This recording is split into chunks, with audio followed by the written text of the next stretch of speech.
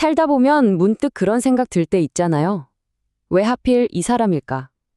스쳐가는 정말 수많은 사람들 중에서 유독 내 인생에 깊숙이 들어와서 큰 흔적을 남기는 사람들이 있죠.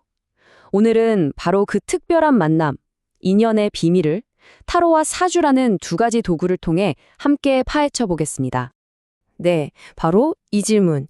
우리는 왜, 대체 왜, 어떤 사람들을 만나게 되는 걸까요?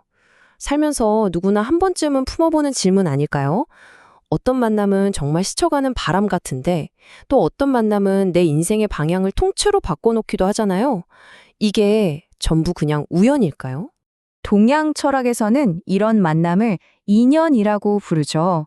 이건 그냥 우연히 마주쳤다는 뜻이 아니에요.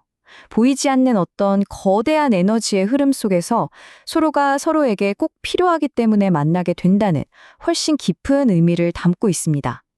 뭐랄까, 내 인생이라는 거대한 퍼즐에 딱 들어맞는 한 조각을 만나는 것처럼요. 그럼 이 보이지 않는 인연의 끈, 대체 어떻게 들여다볼 수 있을까요? 자, 그 첫 번째 열쇠가 바로 타로입니다. 타로를, 우리 관계의 속마음을 보여주는 지도라고 생각하시면 이해가 쉬울 거예요. 여기서 진짜 중요한 게 있어요. 많은 분들이 타로는 미래를 맞추는 거라고 생각하시는데 사실 그게 아니거든요. 그래서 제 운명의 상대는 언제 나타나죠? 이런 질문보다는 지금 우리 관계에 어떤 에너지가 흐르고 있나요? 이걸 비춰보는 거울에 훨씬 가깝습니다. 즉, 미래를 점치는 게 아니라 현재를 깊이 이해하는 도구인 거죠.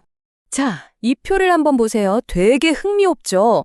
예를 들어서 연인 카드가 나왔다고 그냥 와, 사랑이네 하고 끝나는 게 아니에요.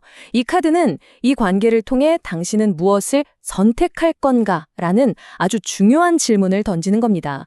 반면에 악마 카드는 좀 무섭게 생겼지만 벗어나기 힘든 어떤 강한 끌림이나 집착, 내 안의 어두운 면을 돌아보게 만들고요. 별카드는 상처받은 마음을 따뜻하게 보듬어주는 그런 희망과 치유의 에너지를 상징하죠. 보통 관계를 들여다보면 크게 이렇게 네 가지 유형으로 나눠볼 수 있어요. 그런데 여기서 핵심은 뭐냐면 어떤 인연이 더 좋고 나쁘고가 아니라는 거예요. 때로는 나를 가장 힘들게 하는 것 같은 저 카르마 인연이 역설적으로 나를 가장 크게 성장시키는 인생의 선물이 될 수도 있거든요. 정말 아이러니하죠? 자, 그럼 이번에는 관계를 보는 또 다른 렌즈, 바로 사주에 대해 알아볼까요? 타로가 지금 이 순간 흐르는 에너지의 지도 같은 거라면 사주는 우리 인생 전반에 대한 기본적인 설계도라고 할 수 있습니다. 훨씬 더 구조적이고 체계적이죠. 네, 사주는 타로랑은 느낌이 확 달라요. 이 화면을 보시면 아시겠지만 이건 뭐 거의 하나의 학문이죠. 개인이 태어날 때부터 가진 고유한 기질, 인생의 큰 흐름, 그리고 다른 사람과의 관계 궁합까지 정해진 원리와 구조에 따라서 아주 깊이 있게 분석하는 도구입니다. 사주의 원리는 의외로 아주 간단한 정보에서 시작해요. 바로 우리가 태어난 연, 월, 일, 시, 이 네 개의 기둥을 사주라고 하고요. 여기서 8개의 글자, 즉 팔자가 나옵니다. 이 8글자가 바로 한 사람의 고유한 에너지 청사진이 되는 거예요. 사주를 분석하는 핵심 언어는 바로 이 오행입니다. 나무, 불, 흙, 쇠, 물. 이 5가지 에너지가 서로를 낳고 도와주면서 끊임없이 순환하거든요. 내 사주에 어떤 에너지가 많고 어떤 게 부족한지, 그리고 내가 만나는 상대방의 에너지와는 어떻게 상호작용하는지를 보면서 우리 관계의 근본적인 역학을 이해하는 거죠. 예를 들어 나는 물의 기운이 강한데 상대방은 불의 기운이 강하다면 서로 막 부딪히면서 싸울 수도 있고 아니면 오히려 서로의 단점을 보완해주면서 멋진 균형을 이룰 수도 있겠죠? 자, 그럼 한번 정리해 볼까요? 타로는 지금 우리 관계 어때? 하는 현재의 감정과 에너지 흐름을 보는 스냅사진 같아요.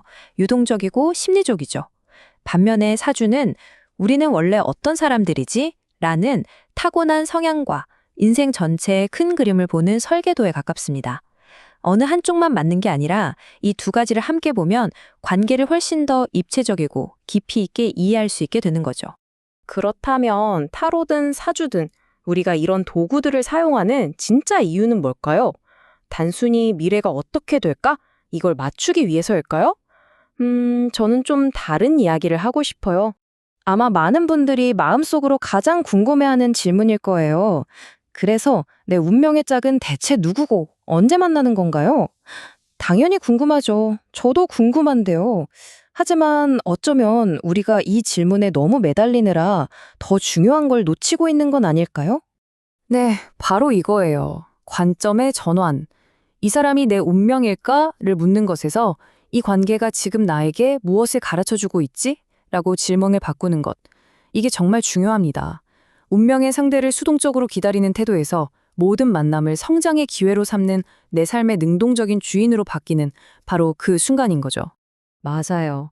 그 만남이 짧든 길든 모든 인연은 결국 나 자신을 비추는 거울과 같아요. 상대방이라는 거울을 통해서 우리는 미처 몰랐던 내 안에 빛나는 부분, 또 외면하고 싶었던 그림자, 오래된 상처와 무한한 가능성을 전부 마주하게 되는 거죠. 그래서 우리가 오늘 이야기에서 기억해야 할 단 하나의 가장 중요한 목표는 바로 이것입니다. 다른 사람에게서 정답을 찾으려고 밖으로 향했던 시선을 온전히 나 자신을 향한 깊은 이해와 통찰로 돌리는 것. 오늘 설명을 마치면서 이 질문을 여러분께 꼭 남겨드리고 싶네요. 지금 여러분의 삶 속에 있는 그 소중한 인연들은 당신의 어떤 모습을 비춰주고 있나요? 그 거울을 통해서 무엇을 배우고 또 어떻게 성장하고 계신가요? 오늘 한번 조용히 생각해보는 시간을 가져보시는 건 어떨까요?